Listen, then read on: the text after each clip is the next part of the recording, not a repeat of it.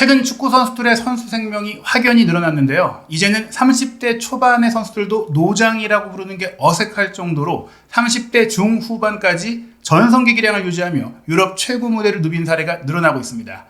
최근 32세 생일을 맞이한 손흥민 선수 역시 속도와 체력에 있어서 유럽 최고 수준을 유지하고 있는데요. 대체 이게 어떻게 가능한 일인지, 또 손흥민 선수가 언제까지 이런 전성기 기량을 유지할 수 있을지 수원 삼성 코치 출신으로 국내 축구 무대에서 피지컬 코치로도 활약한 바 있는 김주표 코치와 함께 알아보도록 하겠습니다. 안녕하세요. 안녕하세요.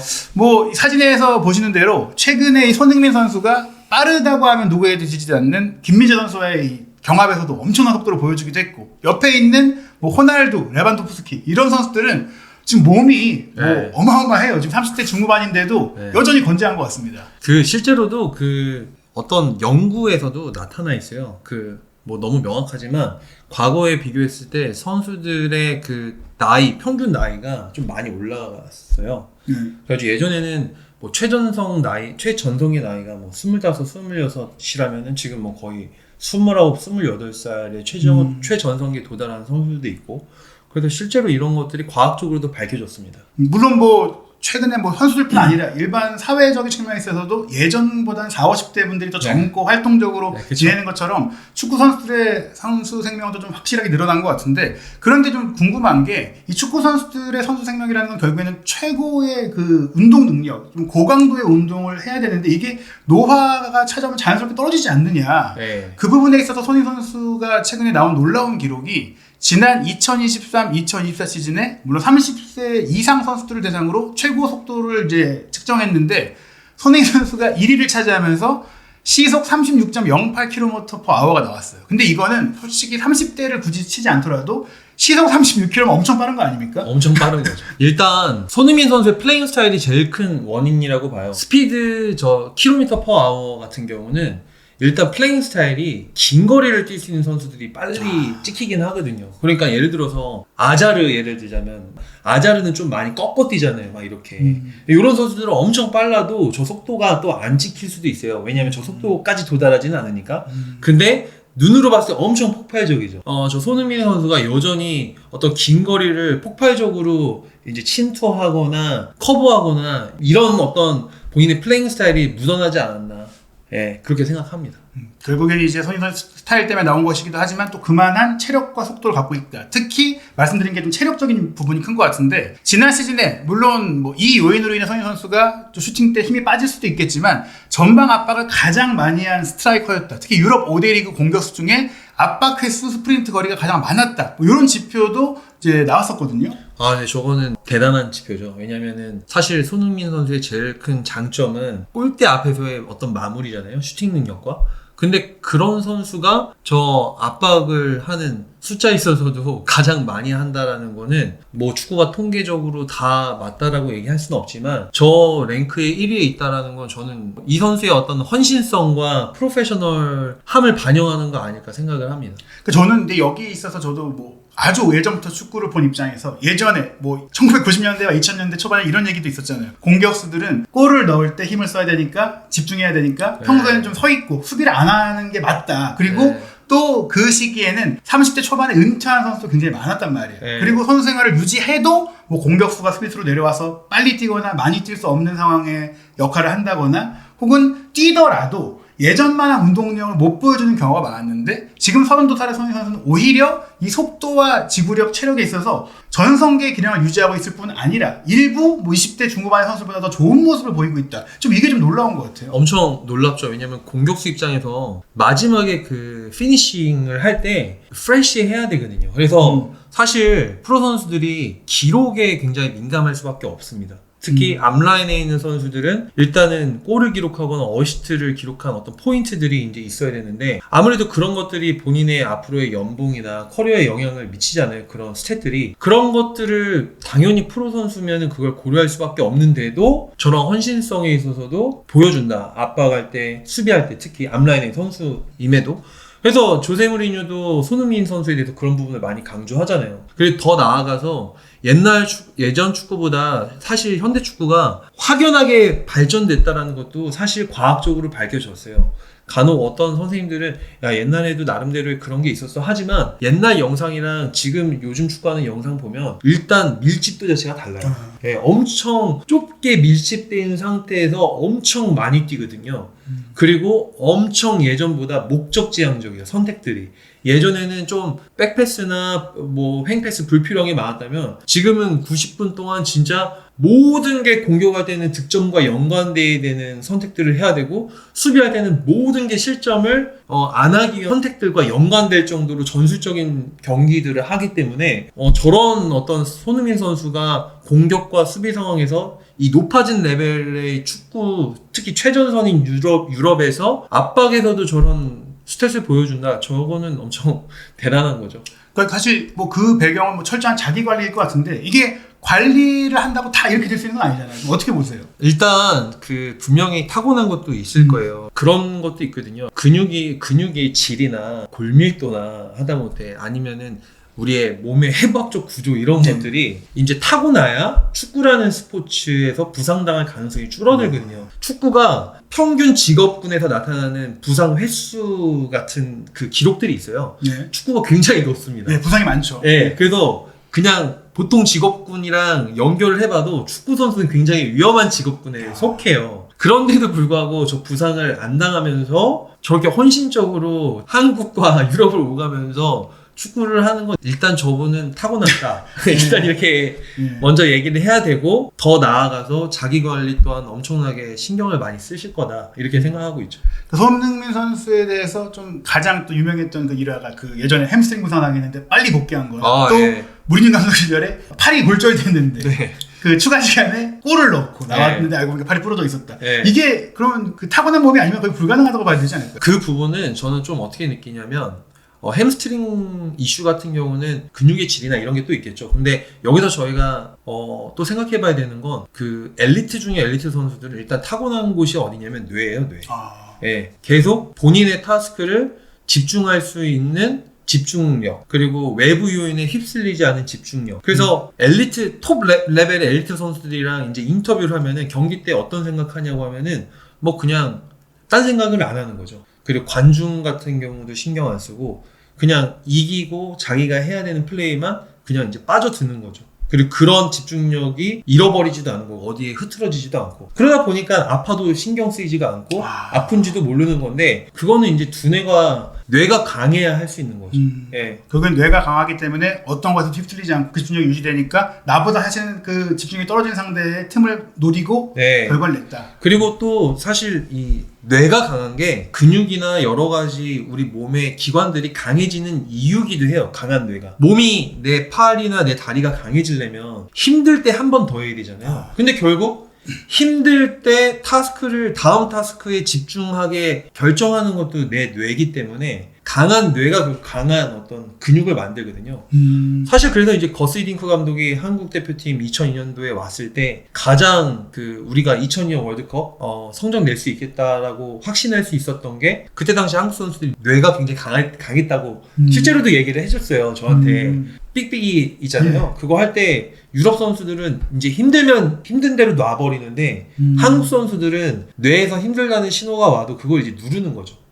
예. 근데 그런 게 사실 엘리트 스포츠에서는 엄청 크게 작용하거든요. 예. 어쨌든 손흥민 선수는 그런 또 한국 선수들의 특성을 갖고 있는 데다가 타고난 몸과 또 일찍 유럽에 건너가서 경험했던 것들이 어우러지면서 정말 흔치 않은 뭐 세계 최고의 선수 레벨까지 올라간 것 같은데 그 타고난 부분과 더해서 좀 말씀드리고 싶은 게 역시 그 몸 관리인데요. 최근에는 그러니까 예전에는 그 선수 생활을 오래 가져가는 포지션이 수비수였잖아요. 기본적으로 수비수는 내려가서 많은 거리를 비교적 뛰지 않아도 됐는데 최근에는 하이라인의 축구를 하고 뒷공간 커버의 속도라든지 정말 이제 센터백이 느리면 안 되는 시대가 됐다 보니까 오히려 스트라이커가 물론 전방 압박을 하긴 해도 조금은 더 롱런 할 수 있는 포지션일 수도 있다라는 얘기들이 나오는데 그 가정의 대표적인 선수가 레반도프스키가 아닌가. 네. 아무래도 스트라이커 포지션이 예전에 황선홍 감독님도 그런 얘기를 했는데 뭐 이동국 선배님도 그런 얘기 하셨던 것 같아요. 그 스트라이커 포지션도 그 굉장히 기술적인 포지션이거든요. 그러니까 스트라이커가 하는 제일 중요한 역할은 마지막에 나한테 온 볼을 상대 골대에 옮겨야 되는 역할을 하잖아요. 그 기술이 굉장히 특별한 기술이기도 하거든요. 그러니까 단순히 많이 뛰고 또 중요하지만 경험이 쌓이면서 그런 기술에 대한 완성도가 이게 높아지는 선수들을 당연히 계속 스트라이커로 쓸 가능성이 높은 거죠. 지도자들이나 팀이나. 사실 축구계 가장 뭐 흔하게 나오는 말이 결정력은 돈 주고 살 수가 없다라는 얘기였잖아요. 즉 훈련으로 만들기에 한계가 있다라는 거고, 또 어렸을 때는 이게 뭐 킬러 본능이라고 하듯이 타고난 부분이 있는데 그 타고난 선수가 기술까지 더해지면 이런 선수는 나이가 많아도 그 다른 제한점이 있다고 하더라도 쓸 수밖에 없다. 좀 이렇게 볼 수 있는 건가요? 네, 뭐 그런 예시가 사실 뭐 레반도프스키는 일단 몸 관리도 너무 잘하지만 앞에서 굉장히 많았었던 게 라울. 그리고 뭐 반니 스텔루이도 그 나이가 들 때까지 그래도 높은 레벨의 스트라이커 역할을 했었고, 사실 예시는 굉장히 많아요. 그래서 스트라이커 또한 신체적인 속도는 느려도 그런 기술적인 부분이 굉장히 중요한 포지션이다.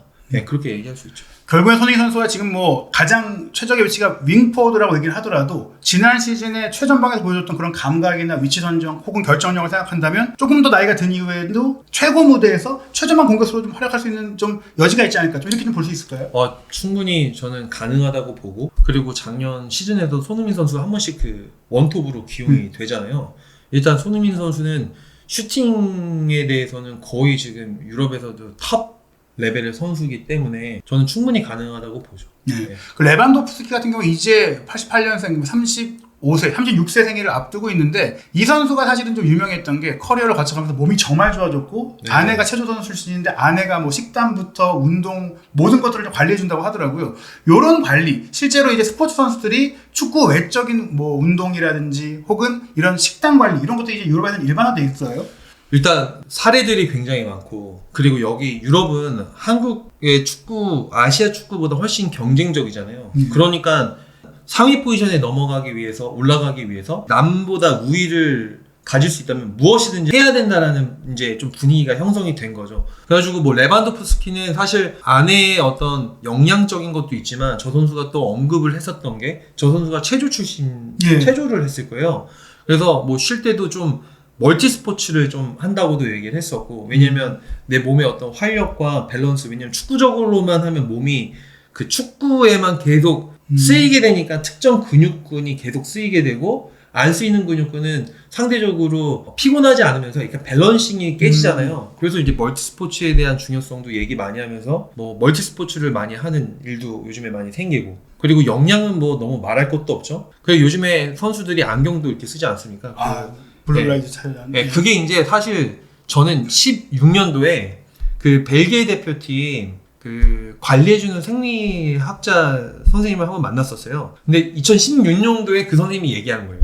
거의 뭐 10년 전에. 블루라이트 이거를 써야 된다. 왜냐하면 수면의 질을 방해하는 데 있어서 우리가 자기 전에 보는 그런 핸드폰의 그런 빛이 우리의 그 사이클을 망가뜨린다. 근데 이제 그분이 그때부터 얘기했던 게 그 유럽의 프리미어리그 선수들이 거의 3분의 1인가 제가 정확하게 기억은 못하는데 많은 선수들이 구내염을 앓고 있대요. 축구 선수들이. 근데 이게 K리그 선수들도 마찬가지일 거예요. 그 팬분들은 아시겠지만 경기 끝나고 저녁에 끝나고 집에 가야 되잖아요. 그리고 집에 갔다가 한 또 이틀 정도 그 팀에서 훈련하다가 또 원정 경기 가고, 그러니까 일주일에 2경기만 해도 이 원정 경기가 일주일에 2경기 몰리는 날은 라이프 사이클이 엄청 크게 흔들려요. 근데 코치들도 힘든데 선수들은 거기다 또 뛰어야 되잖아요. 그러니까 이 선수들이 또 선수들 경기 끝나면 아드레날린 때문에 막 잠이 안 오기도 하거든요. 그럼 이제 선수들이 갖는 그 신체 사이클의 그 불안정함이 엄청 심하거든요. 뭐 여러분들 생각해보면은 잠자리 하나만 바뀌어도 막 이제 무너지잖아요. 그래서 선수들이 잉글랜드 프리미어리그 같은 경우는 구내염 앓고 있는 선수들이 굉장히 많대요. 그런 라이프 사이클을 좀 안정화시키는 데 있어서도 좀 다양한 것들을 아마 시도할 거다. 결국에는 생각보다 보이지 않는 곳에서 많은 관리가 있을 보이지 거고, 않는 게 더 많죠. 뭐 손흥민 선수가 타고난 뭐가 있다고 하더라도 분명히 특히 수면에 있어서 철저하게 뭐 거의 10시 이후에 잠자리에 안 드는 경우는 없다라고 할 정도니까 굉장히 신경을 쓰고 있을 것이다라고 좀 봐야 될 것 같네요. 뭐 그리고 대표적인 또 한 명의 선수가 어떻게 보면 손흥민 선수가 오랫동안 뭐 롤모델이라고 이야기했던 호날두 선수인데, 호날두 선수는 정말 뭐 한국 나이로 40이 됐고, 물론 지금 사우디 리그에서 뛰고 있다고 하더라도 저 기록 자체가 뭐 지난 시즌 35골 11도움에 이미 포르투갈 대표로도 뭐 다음 월드컵까지 준비하고 있잖아요. 이런 사례는 지금 뭐 거의 좀 이제 희귀하다고 봐야 될 것 같은데. 그렇죠. 희귀한 사례고, 그리고 선수 또한 그 다음 커리어를 위해서 굉장히 그 신중하게 선택을 하잖아요. 자기 다음 클럽을. 그래서 저는 호날두라는 선수가 굉장히 대단한 선수 느끼는 게 단순히 돈을 버는 것도 있지만 자기가 또 월드컵 무대나 기록적으로도 꾸준하게 뭔가 그 기록을 세우고 꾸준하게 플레이하기 위해서 뭐 클럽에서든지 대표팀에서든지 그런 영향력을 이어가려고 정말 다각도로 노력을 많이 한다고 좀 느끼거든요. 그러니까 분명히 뭐 세계 최고의 축구 실력을 가지고 있는 선수는 뭐 메시다라고 어느 정도 이제 이 메고 대전이 정리가 됐지만 저는 그래도 뭐 호날두 선수가 대단하다고 생각하는 거는 과연 몇 살까지 이 경기력을 유지할 수 있을까? 물론 전성기에 비해서는 분명히 떨어진 건 맞아요. 그래도 저렇게 골을 많이 넣을 수 있는 이 나이대 선수 이제 곧 40대가 될 거잖아요. 네. 전 본 적이 없거든요. 그런 사례를 본 적이 없어요. 네. 이게 어떻게 가능할까요? 이게? 일단 나이가 먹으면은 제일 크게 달라지는 건 뭐냐면 이제 저희가 몸을 움직일 때 뇌에서 신경을 보내서 근육에 딱 쏴서 근육이 수축하고 일어나면서 몸이 움직이잖아요. 네. 근데 이 속도가 느려지거든요. 그래가지고 예를 들자면 축구를 은퇴한 옛날에 레전드 선수는 당연히 선수만큼의 혹은 지금 현역 선수보다 더 뛰어난 게임 지능을 갖고 있지만 내가 이때 이 플레이를 하려고 하는데 내 몸이 움직여주지 않은 거잖아요. 그러니까 결국 나이 먹으면 이 움직임이 좀 느려져요. 그리고 회복 속도가 좀 떨어져요. 그러니까 한 번은 되는데 한 번 하고 나서 똑같은 그 한 번 100%짜리 퀄리티 한 번을 하려면 시간이 많이 필요하거든요. 경기 사이와 그리고 경기 중에도. 그런데 결국에는 저 호날두가 탑 레벨로 계속 이제 가려면은 느려지는 신경 속도 때문에 느려지는 동작 그리고 한 번 액션하고 나서 또 다음 액션 할 때 걸리는 회복 시간들 경기와 경기 사이 걸리는 회복 시간들 이런 부분들을 좀 어떻게든 좀 줄여야 계속 할 수 있지 않을까. 그거에 대한 노력을 많이 할 거라고 생각해요. 뭐 분명히 이번 유로 때도 뭐 생각보다 좋긴 했지만 결국에는 뭐 중요한 골을 넣지 못했던 부분들도 있긴 한데 뭐 어찌됐건 호날두의 이 여정을 주목해야 될 이유는 과연 이제 축구 선수들의 선수 생명을 어디까지 이 선수가 가져갈 수 있을까가 좀 궁금한 것 같고 지금까지 저희가 스트라이커 얘기를 해왔지만 저는 더 대단한 게 이 모드리치라고 생각을 합니다. 메시 선수도 물론 뭐 지금 적지 않은 40대를 바라보고 있는 나이에 거의 미드필드에 가깝게 뛰고 있긴 한데 사실 메시 선수는 이미 어느 정도는 본인의 체력적인 한계를 좀 극복하기 위해서 쉬어서 뛰는 약간 좀 체력을 경기 중에 최대한 아끼면서 써야 될 때만 딱 쓰는 형태로 했다면 모드리치는 좀 다르잖아요. 네, 모드리치 선수는 사실 미드필더에서 8번 역할, 10번 역할을 하면서 일단 활동량 자체가 여전히 유지를 하고 있잖아요. 저도 선수가 그 인터뷰하는 거 들어보면은 선수 자체가 좀 이렇게 축구를 오래 하는 선수들의 유형들을 보면은 축구 말고 좀 없는 것 같아요. 예. 그냥 그거 말고는 뭐 따로 에너지를 쓰는 곳이 없는 거죠. 근데 모드리치 선수도 이렇게 그 인터뷰 같은 걸 해보면 사람이 굉장히 좀 담백하다고 해야 되나? 그리고 이거 아니면 지금은 신경 쓰는 게 하나도 없고 그러다 보니까 그 본인이 갖고 있는 그 체력적인 수준을 어디에다 이렇게 낭비하지 않게 되면서 경기력을 유지하고 있지 않나 생각합니다. 아무래도 또 사생활적으로 다른 취미가 있다거나 혹은 다른 어떤 것에 힘을 쓰면은 나이가 들어갈수록 그 분산되는 부분들, 회복되는 부분들이 어려운데 거의 뭐 축구가 그 인생 그 자체다. 좀 그렇게 느낌을 많이 받았어요. 뭐 사실 또 모드리치 선수도 굉장히 그 크로아티아 내에서는 가장 빨리 개인 트레이너를 두고 몸 관리를 해봤다고 알려져 있는데 이 개인 트레이너는 사실 예전에는 국내에서는 거의 뭐 일부 선수들 혹은 대표팀의 일부 선수들만 있었던 것 같은데 지금 유럽에서는 어떤가요? 뭐 거의 뭐 일반적인 일일까요? 그 유럽에서도 개인 트레이너 고용했던 사례들은 거의 10년도 넘었을 거예요. 그 이제 뭐 선수들 예를 들어서 전기라고 해야 되나요? 선수들이 자기에 대해서 쓰고 하면 개인 트레이너도 뭐 어쩌고 이런 얘기들 나오거든요. 그러니까 좀 오래됐는데 사실 저희 사람의 몸은 다 제각기 다르거든요. 다르게 태어났고 다르게 자라왔잖아요. 네이처와 너처가 다 다르잖아요. 그러니까 지금 내 경기력을 유지하기 위해서 해야 되는 어떤 전략도 다 다를 수밖에 없다는 거죠. 근데 팀 스포츠에서 팀을 맡고 있는 코치가 개개인 수준으로 그거를 아무리 노력을 해도 완벽하게 해줄 수가 없거든요. 왜냐하면 그러려면 이 선수가 집에 갈 때까지 집에서 보내는 라이프 사이클도 다 이해를 해야 되니까. 그래서 그런 걸 봤을 때 특히 엘리트 선수들은 조금이라도 이 최고의 선수로서 본인의 커리어를 오랫동안 갖고 싶은 거기 때문에 본인에 맞는 훈련 혹은 본인이 약한 어떤 특정 부위 혹은 본인이 갖고 있는 라이프 사이클에서 조금 바꿔야 되는 것, 이런 것들을 좀 보완해주고 찾아주고 서포트해주는 사람이 필요하긴 한 거죠. 그럼 뭐 웬만큼 뭐 이런 프리미어리그라든지 유럽의 뭐 최전선의 뭐 최고 리그에 있는 선수들이 뭐 비용적인 뭐 그런 부담이 사실 없기 때문에 거의 필수다. 요즘에 그런 선수들 최고 레벨 선수들은 다 있다고 보면 될까요? 제가 그냥 개인적으로 알거나 이렇게 건너서 아는 선수들, 많은 선수들은 좀 그렇게 하려고 많이 노력들을 하죠. 국내는 어떤가요? 뭐 K리그 선수들 중에서도 뭐 예를 들어 유럽파가 아니어도 뭐 이런 경우들이 있을까요? 일단 국내에서는 점점 많이 도입되고 있는 건 역량적으로 컨설팅을 선수들이 많이 받고 있더라고요. 그리고 그런 훈련도 센터들이나 이런 데 가서 이제 많이 하고 있고, 전 개인적으로는 그런 부분들이 필요하다고 생각을 많이 합니다. 뭐 K리그에서는 필드 플레이어로서 가장 뭐 많은 나이까지 최고령으로 뛴 선수가 과거 전북현대 이동국 선수가 41세까지 뛰었고 뭐 이 나이도 합니다. 네. 뭐 다만 이제 우리가 기억하기로 골은 뭐 여전히 잘 넣었지만 분명히 이제 신체 능력은 떨어지는 모습을 보였는데 다음에 손흥민 선수 과연 이 나이까지 얼만큼 이런 속도와 체력을 유지할 수 있을까? 그리고 K리그의 선수 수명은 또 얼마나 늘어나고 있을까? 좀 이런 전체적인 얘기 좀 해보고 싶은데요. 뭐 염기훈 선수의 사례도 있긴 하지만 최근 K리그 선수들은 좀 어떤가요? 이 고령의 선수들의 관리는? 그 오래 하신 선수들 얘기를 들어보거나 하면 궁금하잖아요. 특별하게 뭘 한다라기보다는 특별하게 뭘 안 하는 게 제일 컸어요. 뭘 하는 게 안 해야 뭘 하는 게 아니라 뭘 안 하는 게 제일 크더라고요. 그리고 거의 똑같다. 지내는 게. 네. 그러니까 자고 먹고 이런 리듬들이나 이런 것들이 굉장히 단순화되어 있어요. 네, 그게 제일 공통점이었던 것 같아요. 제가 느끼기에. 제가 개인적으로 이제 과거에 수원삼성 담당 기자로 굉장히 이제 열심히 취재했을 때가 이 염기훈 선수가 제일 전성기 많았던 때였는데 그때 그 염기훈 선수가 본래는 이제 팀과의 계약에 좀 문제가 좀 있어서 전지훈련을 함께 안 갔었어요. 안 가고 있었는데 그때 개인 훈련을 좀 아무래도 하긴 했어도 약하게 했잖아요.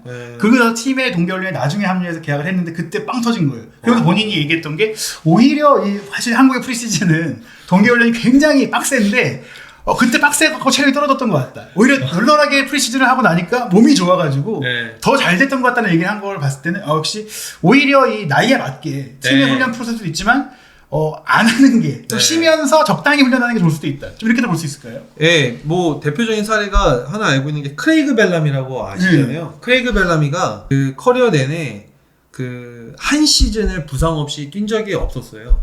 근데 이제 크레이그 벨람이가 맨시티에 있을 때 굉장히 좀 절실해서 그때 당시에 코칭 스태프들이랑 논의를 해서 자기 개인에 맞는 훈련량을 좀 조절해달라고 해서 쉽게 얘기하면 개인 주기화를 좀 이제 부탁을 했었던 거죠. 그래가지고 크레이그 벨라미가 자기 스스로 얘기하기를 원래 남들이 다 하면 자기도 무조건 했어야 된대요. 그래서 자기는 남들이 하면 남들보다 더 하는 성격이었대요. 왜냐면 그 선수가 이제 욕심이 많으니까. 근데 처음에 이게 너무 힘들었던 게 남들이 하는 것보다 절반을 하니까 처음에 이게 받아들일 수가 없었는데 그 이유가 뭐냐고 들어보니까 크레이그 벨람이 굉장히 폭발적인 선수잖아요. 폭발적인 선수는 폭발적이기 때문에 한번 힘을 쓰면 뭐가 더 많이 필요하면 휴식 시간이 더 많이 필요해요. 그래가지고 이제 그 맨시티 코치진들이 해줬던 게 뭐냐면 다른 팀 레벨에서 선수들이 요 정도 하면 크레이그 벨라미 선수는 절반만 줄여주는 거죠. 왜냐면 이 정도 해줘야 경기 때 90분 다 뛸 수 있으니까. 그래가지고 이제 크레이그 벨라미가 그 시즌 처음으로 부상 안 당하고 맨시티에서 한 시즌 갈 수 있다고 얘기하더라고요. 결국 이런 점들은 뭐 팀 차원의 훈련 프로세스가 결국엔 개인 단위로 조금 더 세분화되면서 개개인에 맞는 훈련으로 나아가야 선수들의 생명이나 퍼포먼스가 더 좋아질 수 있다는 부분들은 결국에는 코칭 스태프도 많이 늘어나야 되지 않을까. 네, 많이 늘어나고 또 그 늘어난 그 과제들을 올바른 방향으로 끌어줄 수 있는 이제 디렉팅하는 사람이 또 필요하죠. 결국에는 뭐 지금 계속해서 모든 그 축구의 발전 방향이 선수 쪽으로만 쏠리고 있지만 그 선수들이 최고의 경기력을 보여주는 게 이 또 스포츠의 방향성이라면 이 선수들을 관리하고 훈련시켜주는 스태프의 양과 질이 특히 양적인 면이 많이 부족하지 않아요? 그것도 너무 사실이고요. 사실 축구가 팀 스포츠이기 때문에 근데 한번 생각해 보자면 축구가 사실 인기가 제일 많은 스포츠 중 하나잖아요. 그리고 지금 선수들의 가치는 정말 높거든요. 그러니까 이 가치 있는 선수들을 돈을 줘서 일단 데려와서 뛰게 한다면 이 선수들 잘 보살필 수 있는 시스템이 있어야 돈에 맞는 좀 이제 뭔가를 얻어올 수 있잖아요. 그러니까 그런 게 굉장히 좀 중요하고, 사실 이런 부분들이 유럽에서 이미 입증이 됐어요, 연구로. 예를 들어서 UEFA에서 지금 거의 20년 가까이 한 스터디가 뭐냐면, 챔피언스 리그 참가하는 32개 팀을 20년 동안 데이터를 모았어요. 무슨 데이터를 모았냐면 부상 데이터를. 네. 그리고 부상당해서 세션을 빠진 횟수부터 시작해서 부상 다친 어디 부위부터 시작해서 세션 이제 부상당해서 얼마나 쉬었고, 그리고 경기는 얼마나 뛰었고, 이거를 20년 가까이 모아놓은 그 연구가 여전히 UEFA 사이트에 있어요. 근데 그거 보면은 밝혀진 게 뭐냐면, 확실한 건 뭐냐면 옛날보다 고강도 러닝이나 스프린트가 많아졌다. 옛날보다 부상 횟수는 줄어들었다. 요게 밝혀졌어요. 챔피언스리그 참가한 팀에. 그러니까 이게 무슨 얘기냐면, 아니 더 뛰는데 덜 다치는 거죠. 나름대로 지금 이제 유럽에서 하고 있는 스포츠 과학적인 접근 방법이 효과가 있다라는 뜻이거든요.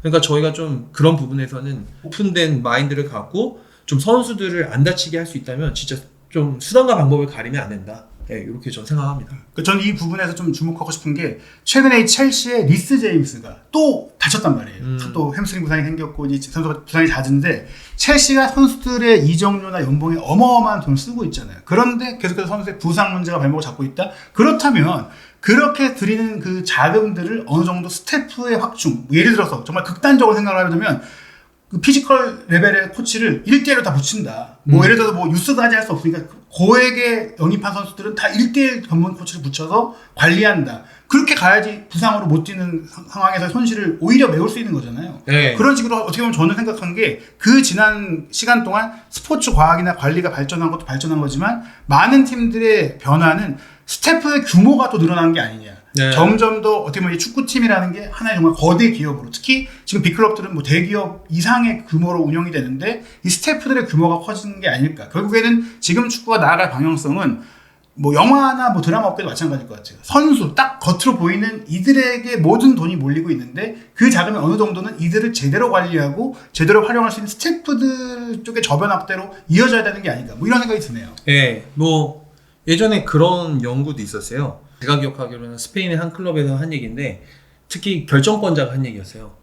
들여다 보니까 선수 한 명이 다쳐서 2주를 쉬잖아요. 네. 근데 그 2주 쉴 때 날라간 돈이 한 메디컬 팀을 운영하는 가격이랑 똑같대요.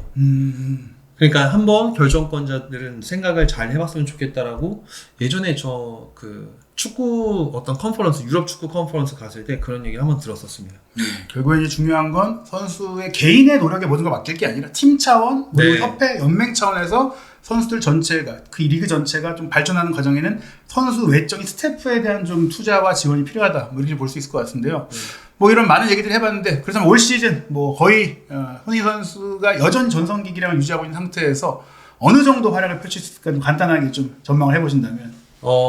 저는 워낙 경험이 많은 선수이기 때문에 그 활약에 있어서는 감독님이 2년 차잖아요. 네. 그러니까 더 안정적인 어떤 환경 속에서 경기를 펼칠 수 있다고 보고, 그리고 또 경기를 끌고 가는 방식이 손흥민 선수한테 줄 수 있는 방식이잖아요. 좀 문전으로 빨리 진입할 수 있고, 그리고 문전에서 좀 골대랑 가까운 지점까지 볼을 좀 운반해 줄 수 있는 시스템을 좀 만드는 데 특화된 감독님이고, 그래서 올 시즌 더 좋은 경기를 보여줄 수 있을 거라고 생각합니다. 사실 뭐 지난 시즌 같은 경우에는 또 아시안컵도 중간에 있었던 네. 변수가 있다 보니까, 그렇죠. 올 시즌에 뭐 지난 시즌보다 더 좋은 기록을 남기지 않을까 생각이 드는데요. 손흥민 선수의 개막전은 우리 시간으로 8월 20일 화요일 새벽 4시 레스터 시티와의 원정 경기인데, 이 레스터 시티가 또 손흥민 선수와는 인연이 좋은 팀이고, 또 손흥민 선수가 어떻게 보면은 강했던 팀이다. 좀 어떻게 보시나요? 레스터 시티가 내려서 수비를 지금까지 했었던 팀인데, 이제 둘 중에 하나라고 봅니다. 내려섰기 때문에 조금이라도 레스터 시티 수비진들이 손흥민 선수에게 공간을 허용하면 당연히 손흥민 선수에겐 슈팅 찬스가 더 많을 거고, 근데 반면에 이제 생각보다 공격 작업이, 팀적인 공격 작업이 잘 이루어지지 않는다면 굉장히 답답한 경기가 이제 이어지겠죠. 네, 과연 이 경기 정말 첫 경기라는 점에 있어서 최근에 또 바이에른 뮌헨과의 경기 두 번 모두 졌기 때문에 우려가 큰데요. 과연 손흥민 선수가 레스터시티와의 경기 기분 좋은 기억을 또 해트트릭의 기억을 재현할 수 있을지 한준TV와 함께 경기 결과 그리고 김주표 코치의 분석 내용까지 확인할 수 있습니다. 한준TV 구독, 좋아요, 알림 설정으로 2024-2025 시즌 프리미어리그 손흥민 선수의 모든 소식 빠르게 확인하시기 바랍니다.